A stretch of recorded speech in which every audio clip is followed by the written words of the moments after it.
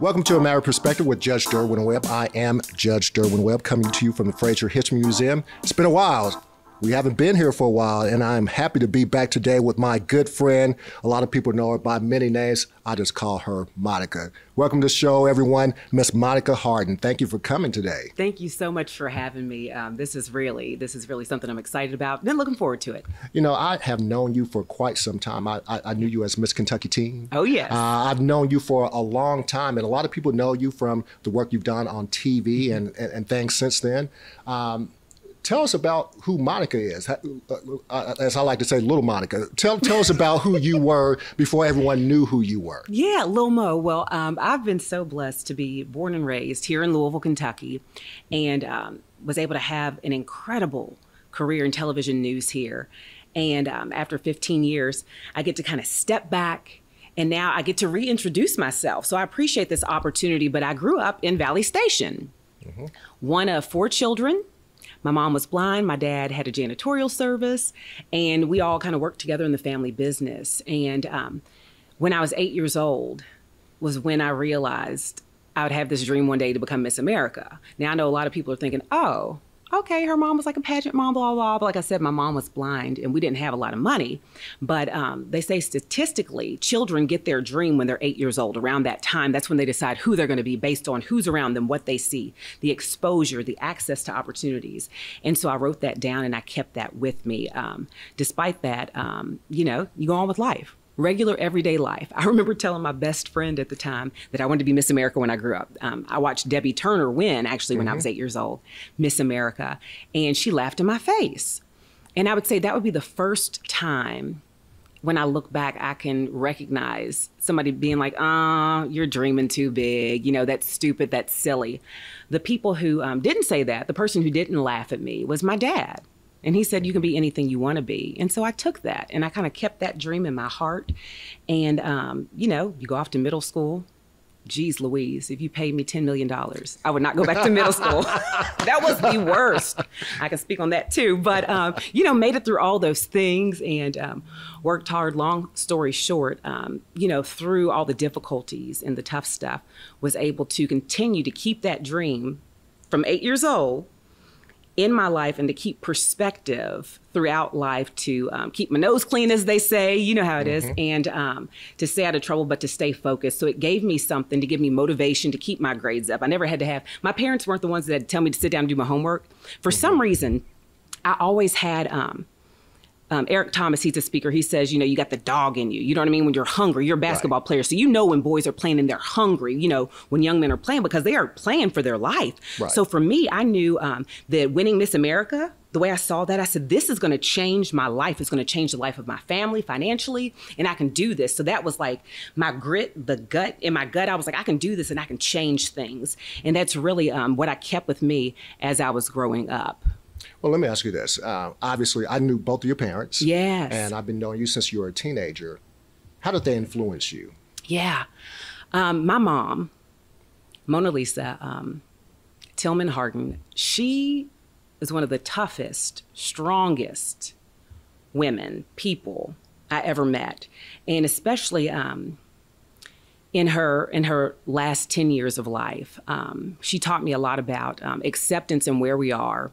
Because she was in a nursing home. She was sick in a nursing home and had to depend on other people to be there for her. But raising us, like every Black mom, like really, shut the door, you know, stop playing around. I brought you in this world, you know, and she was always very direct, always home and there for us in our home.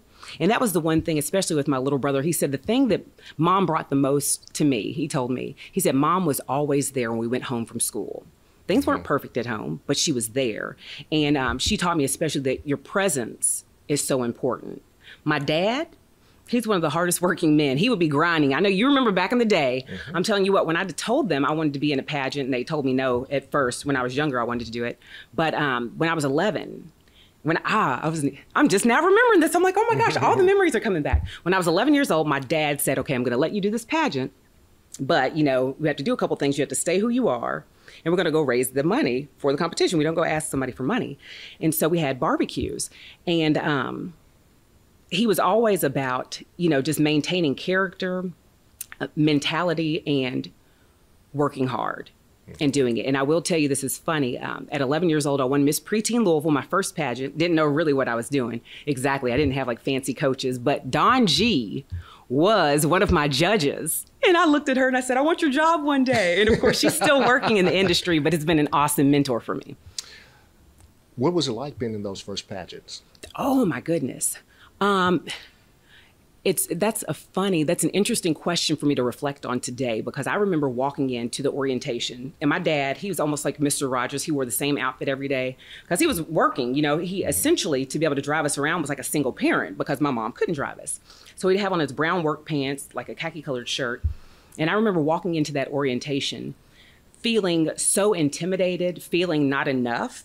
And what I know today about myself is that thing that I thought back then is the same thing that I can carry with me today. But what I know today is that I am enough, that I'm more than enough. And how I show up, it matters to the people around me, but most of all to myself. Mm-hmm. And so I may not have showed up like everybody else did, but when I showed up, I kicked butt. Mm-hmm. And they were surprised because at 11, a lot of those young women had been in pageants for years. It was my first time. I didn't have the best clothes, but I had heart. And I was there for it, and I did my best. And the funniest part, when they crowned me, I thought you had to wave like this. And I did my wave, and I cried. But I learned a lot from that. And learned how to show up just as I am. And I really like that question. I'm like, I need to think about this more. That's a good one, yeah. But I just felt like I wasn't enough. But yet I fought through that. And I think that's really been the story of my life. I don't think I'm enough. I didn't have, the resources everybody else had, but I'll push through anyway. That's been really the story of my life. Mm-hmm. Let me ask you this. Okay, you talked about not wanting to go back to middle school, which I can attest, no one ever wants to go back to middle school. Question, you went to high school, went to Assumption. Yeah. After Assumption, you had a choice to make, what school you were going to go to. Mm-hmm. Why'd you choose the University of Louisville? Yeah, well, this is a true story. I wanted to get out. Everybody wants to get out of their city, mm-hmm. right? And I was blessed to be a Governor's Scholar, class of 1999, was accepted into the Governor's Scholars Program. And I was speaking at an event after my year as a Governor's Scholar. And the Provost Garrison at the time was there. She heard me speak. And she asked me what I was interested in and where I wanted to go. And I said, any place but U of L. And she said, I'd like to have you for lunch. And at that lunch at the university, she had somebody from the law school, from communication. She had all the people there. Mm-hmm. And then she educated me on how you decide what college you want to go to. And she said, Monica, do you realize you will go to whatever college gives you the most money? I'm like, oh. And they gave me the most money. Mm-hmm. So I ended up being able to stay here at home. I lived on campus, Miller Hall, like most of us, right. did, and had a full scholarship, multiple full scholarships to the university, in addition to my Miss Kentucky scholarship that I was able to win. And I'm really grateful for the experience and the opportunities I received at U of L. I was able to be a McConnell Scholar. Mm-hmm. And that, you talk about all the things you work through to be able to meet certain criteria and to make it into certain programs. And that was a tough, rigorous process. But I learned so much through the process and through my time as a McConnell Scholar at U of L that still, these things still help me today. Right. So you become Miss Kentucky while you were at University of Louisville. After my freshman year, I could not gain the freshman 15. How did that change your life at that point? Because you are, obviously people know who you are to begin with, but you're Miss Kentucky as a college student at the University of Louisville. What happened to you after that? Yeah. Well, I was a baby. I won Miss Kentucky when I was 19. And so I'm telling you what, no better cheerleaders than my peers. And so after Miss Kentucky year, I came back and I still had 3 more years of college to finish. Right. And so I continued to go to work. But with that, I continued with my community service. In the Miss America pageant system, you have a volunteer service platform, which really was always part of my life. Positive youth development. And so I continued to go out and to speak and to do. And, when you're in college, you have all the hustles going. So I had modeling work that I did. And I also, I started doing trade shows then. I would speak, I would sing, whatever I could do to make the ends meet, and also to be a full-time student. And college was a great time. I was still working really, really hard. I've always been somebody who's been focused on working and not really had all the fun. But it was a really bright time for me. I was able to travel internationally for the first time ever. Best place you ever went? Oh my goodness, that is so difficult. I would say the coolest, golly, we went to Europe. And the entire trip was an eye-opening experience. And for me, it was about exposure to new experiences. And I didn't know what I was going into. My parents, they've never traveled internationally, but it was going into all these castles and all the buildings, and you see a rock and there's a name for it and they know how old this rock is. And it really changed my perspective a lot. The history that's so rich, some of the things I'd heard about before. And now I'm connecting those dots. And it was like an awakening for me to look at the world differently. So you had an opportunity to travel overseas, got an opportunity to graduate, obviously. With all your world travel, all your experience, you decided to come back here and work. What went into into trying to find what you want to do here? Number one, my mom. Because her health started to deteriorate, so I wanted to be here. And number two, I actually started out, well, you remember, you used to help a lot with my radio show called Posted Up. At that time, you were with the university. Right. And Paris Anderson, God rest his soul, was my first media mentor, I would say that. He had a radio show called Community Connection, and I was actually going to be a guest on his show to talk about a fundraiser that I was holding. There were two young men waiting in the lobby, and he looked at all three of us. He said, "You all are going to do the show tonight." It was like 10 minutes before the show was supposed to start, this 2-hour show on the radio. And you already know we pulled it off. And then I stuck with it. I had that radio show for like 2 years. And all that to say, so I had a firm foundation and some experience. This was on an actual radio station. I learned how to produce, to host. And so I knew, and I'd known early on, I wanted to be in news or to be in television. And then after I won Miss Kentucky, I got a phone call from a news director from WLKY who said, "I want to talk to you about your future at WLKY." And I was like, "What? Well, I have to go back to school first." But that started the conversation. Mike Neely is the one who called me. He was my first news director. And after I graduated from college, that's when I started as the traffic reporter on camera here in Louisville. And I actually remember the first episode you were on. You do? I was nervous. But that's what's so cool, Derwin. You know, it's like, this is my hometown. You know, Louisville has helped to raise me, has helped to lift me up. People, I see them still. They're like, "We used to buy hot dogs for you out of Milton's or at Sam's Club." And they've been a part of the journey. And what's so cool right now about where I am, because I know people are like, "Where's Monica? She's not on television anymore." No, I'm not. But it's the connection that I get to keep with my people that have raised me up, that have been with me on this journey. And now as I'm moving into this next phase and this next season, I'm like, come on, let's go. Let's keep doing this. Now, obviously you worked there for a while. You go from being a traffic reporter to being an anchor. Yeah. How was the experience making that transition? And did you actually think that you would one day become, quote unquote, a journalist? Yeah. So I started out doing the traffic report, and that, you know, is all a process, getting comfortable on camera.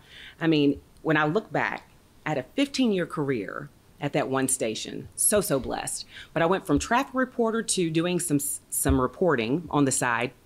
And then I started in 2006 and 2008 was when I was given the opportunity to make that a full-time transition. And with that, they had the opportunity for weekend anchor and reporting during the week. So I was able to do that, and I was doing that for a little while. And then an opportunity, and this is what I couldn't believe, an opportunity came about so I could anchor Monday through Friday, which that is something I did not foresee happening for a long, long time, because there are very few anchor jobs, news anchor jobs. And it opened up just within a matter of months. And so I was the morning show anchor, and I was always a morning show person, Monday through Friday. And that's what I did most of my career. And I'm telling you what, not a lot of sleep, but it was really nice to be able to be in people's homes every day. Well, let me transition a little bit. You've kind of lived most of your adult life in the public eye, and you've had a lot of public things that have happened. You've reported on a lot of different things, but you've also had some private things that you've had to deal with, and the public knew about it. When you hear cancer, when you heard the words breast cancer for you, what was it like?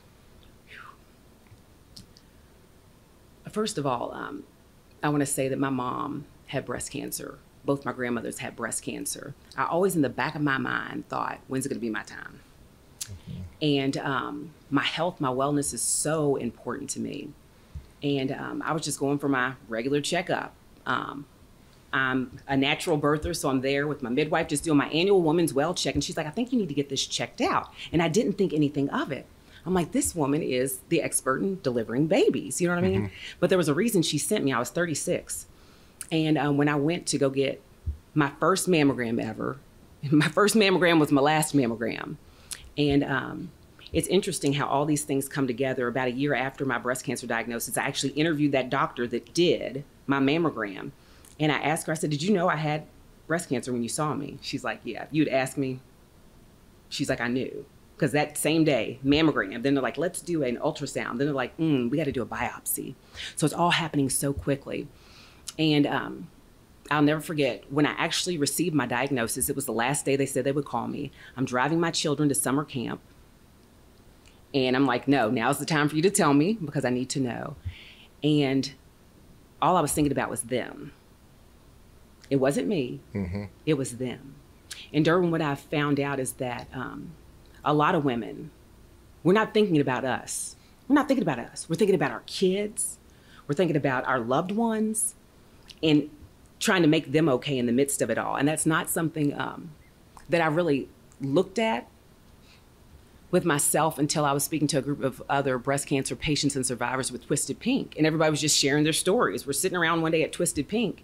And it's like, oh, we were more concerned with other people, which I guess could be a denial, which could be a coping mechanism. But I just remember thinking, okay, what do I need to do to get rid of this? Is my doctor going to be receptive? Who is my doctor going to be? There's so many thoughts. And literally, even in that day, you know, a nurse calls you and they're like, all right, who do you want to be your oncologist? I got 2 little kids I just dropped off of camp. Right, I don't exactly, know. yeah. I don't know. It's overwhelming. It's overwhelming.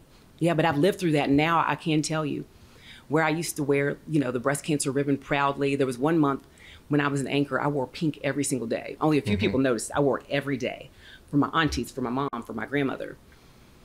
And now, you know, so I would call myself a champion, but now it's different when I wear pink. It's not, I'm not proud to wear like a pink ribbon, you know what I mean? I want to wear this banner, this badge. There's a different feel to it because not only am I a breast cancer survivor, but still I look at my scars every day. You wonder if things are going to come back.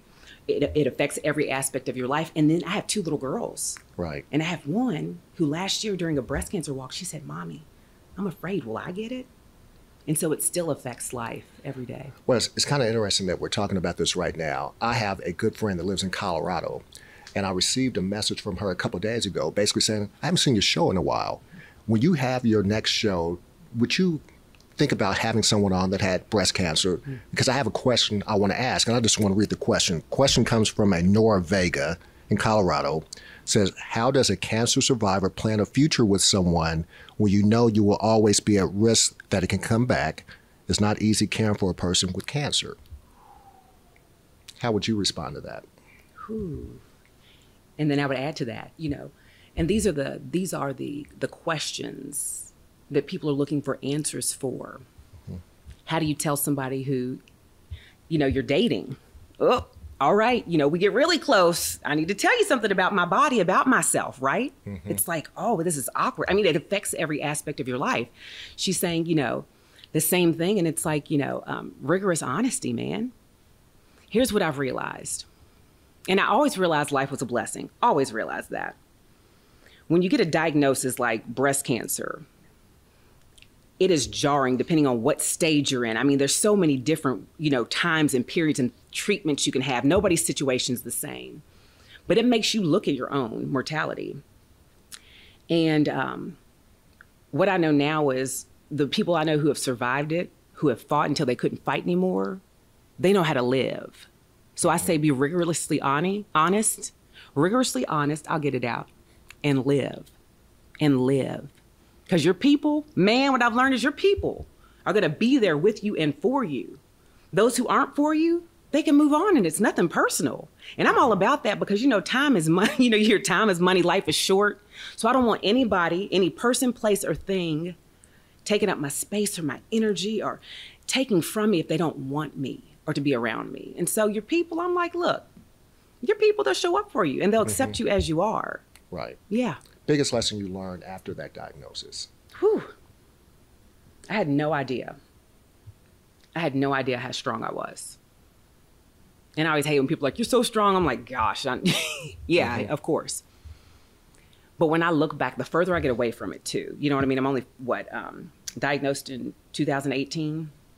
So I'm still, it's like, I feel like I've just started to really process it, right? I was diagnosed, let me tell you my timeline. Let me give you the timeline. I'm visual. So, you know, I got married, had this like perfect looking little life or whatever, got married, had the babies, all this stuff. Like you said, I grew up on television. People see my whole process. 2 weeks before my breast cancer diagnosis, just before my 10-year anniversary, divorced. 2 weeks later, diagnosed with breast cancer. A month after that, bilateral mastectomy. That was in July. September, they had to go clear the margin. I didn't even know what that meant. I didn't even know what it meant because I'm in survival mode, right? I'm like, I thought y'all went in for the mastectomy and got everything. Start reconstruction in December. After December, I had to go back to work. You only have so much time. Right. I had to go back to work. I still have little kids. And so it was all so much. And when I look back at that, I'm like, whoo, I'm a miracle. I survived all that. I didn't have time to process a divorce. I didn't have time to process the diagnosis. You got to get on it. You got to do whatever you got to do to get it out if possible. And so I look back now and I'm like, whew, my goodness, that strength, it's not even of myself. But I'm like, thank goodness. Well, let's talk about something else that you just kind of alluded to. Yeah. We noted earlier that you basically lived your life on TV, public. You talked about a marriage. You also talked about a divorce too. Yeah. How is having to deal with a divorce, being in the public eye, especially in your hometown, how has that affected how you have to live every day now? Yeah. It is so difficult. In one day, certain things you can't talk about when you're still in the midst of transitioning, you have little ones. But it's been the most difficult thing I've ever gone through. I will tell you that. But the good thing I know about it is that none of my experiences in my life thus far have been in vain. And again, knowing I am enough and how strong I am. And so it's really great right now, you know, I can't believe it's like almost 4 years out right now. Just being content with being a single woman, to be able to say I'm a single mom, because for me, I never, you know, I try to do everything the right way. I had this issue with perfection. I want to do things the right way. This is how it's supposed to be. You know, in my mind, I had these high expectations, and that changed. And I've seen the single women in my family, especially, bust their tails and such. And they, you know, laid the foundation, you know, and it's like, okay, Monica, this is how we do things. You go do this, do your thing. And it's like, oh gosh, I did everything the right way, but things happen, man. It's life. It's life. And so now I'm like, you know what? I'm a single mom. And is it hard? Heck yeah, it is. But we got this and I do this and yep. Love companionship. I am a romantic. I love Hallmark Channel, you know, all that stuff. And I know when the time is right, that will come. It will come. But I'm in a place of contentment. And I've never been in that place before, you know, always career, you know, people, friends. One thing I will tell you about me that I've learned about me over the last 6 months is that I was always looking outside of me for something to soothe me, right? For something to help me level up. And what I know today is it's me. I'm the one that does that. I'm the one that does that. And so if there's any gift in you know, having everything that you've worked towards seemingly kind of fall apart, is to say, oh, I did this. It's all good. I'm enough by myself, and I can be content in that. And then anything else that comes along is icing on the cake, a little cherry on top. Gosh, why do I hear Elton John, I'm Still Standing, going in the background of my head right now? Anyway, you know, when I think about you, I think about a lot of different things. And I've asked some people about you in the past. And recently, give me a word that describes her. And I heard a lot of different things, but I also looked to see how you see yourself. So let me bring up some words. Public figure, speaker, influencer, host, spokesperson, breast cancer survivor, mom. out of all those things that you've listed for yourself, which one of those words kind of resonates with who Monica is right now? Wow. I really feel like, and it's going to sound cliche probably, but I would say influencer, because I know people are watching, not just people on the outside though, but something happens, you're a parent. When these little people, they see all of you. They might not see every single little thing, but they see most of you. And so when I think about influencer, because people have always looked to me like as a role model and such, but never has that been more important than today. And so it may have used to, once upon a time been like a pressure, but now I'm like, all right, I have these little girls and I need to bust my tail and I need to grind and get it in to be my absolute best so they can learn how to be strong, healthy, well-rounded women. And so I think it's like a twofold. It's like, hey, that's good for anybody I'm around. Because, hey, this is who I am. Right. This is who you get. I'm not going to ask you your mission statement, but I do want to ask you one question. We both are public figures, and a lot of people have certain things they want to say about you, things that they see, things that they think they know. As you navigate throughout this journey, how do you plan to narrate your own story? Yeah. Well, as you well know, like you said, as a public figure, you have to... there's certain times in life. I used to be the voice for, the radio station when I had my show. Then it was like the voice for the television station. Today I get to have my own voice, but yet I'm responsible for protecting the lives of my children and such. But what I love right now is that I can come to your show and I can tell my story as it is today for me. And my hope is that as I grow in finding my voice and am able to share it more, is that I just want to connect. My whole thing is I want to connect with people to let them know, okay, we can look, social media especially, we can look and we think people are doing all the things and we don't have that. But the whole point I want to let people know is that we're all human. We all have mistakes, stuff happens, but we can keep going and we can push through. And that's what I've learned, especially over these past 5 years. Okay, life happens. It's always going to happen. The only thing guaranteed is change. And did I hate change? I created this perfect life. You know what I mean? It's like, okay, I want to work hard, want to win Miss America, want to be a news anchor in Louisville, want to do that till my kids graduate from private school. I had the plan, right? Perfect Christmas card pictures. Every year, all the things. And it changed. It changed. And what I know today is that it's okay. And today I'm in the process of continuing to learn and grow in life. It's like, it's sweeter today. It sounds strange, but it's sweet today, man. The peace that I had, the things that are different. The first snow day I had with my kids, I never had a snow day with my kids, Derwin. I had snow days this year with my kids. And that's rich. So I look forward to telling more of my story and asking people to join me, as I go on this journey. Right. Yeah. One last question. You talked about knowing who you wanted to be and what you wanted to be since basically 11 years old when you had your first pageant. What advice would you give to your 11-year-old self, knowing the things that you know now? Yeah. What advice would I give little Monica? I would tell her, don't worry about what other people think of you. I would tell her you are enough.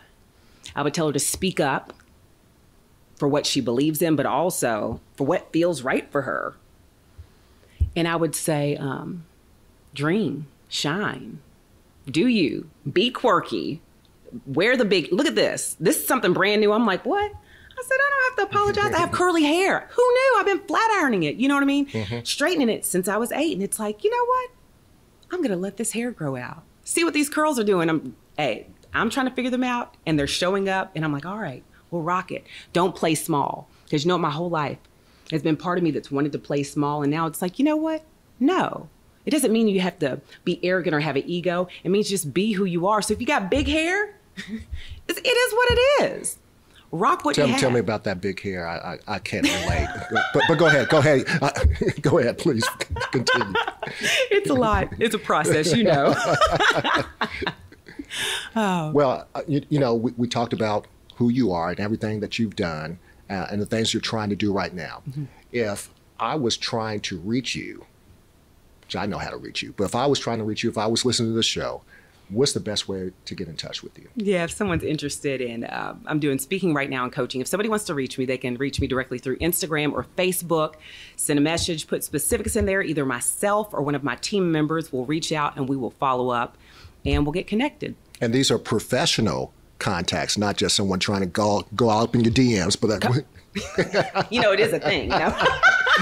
Monica, unfortunately, we are out of time. I wanted to say thank you. Thank you for not only coming here, but thank you for being willing to share your story. Yeah. We kind of joke and say that if you don't tell your story, someone else will tell it for you. But I appreciate you having the courage to not only tell your story, but being who you are. And I don't have any problems with telling you that you are more than enough. I've known you since you were little. You've been the same genuine person since I've known you from that first time.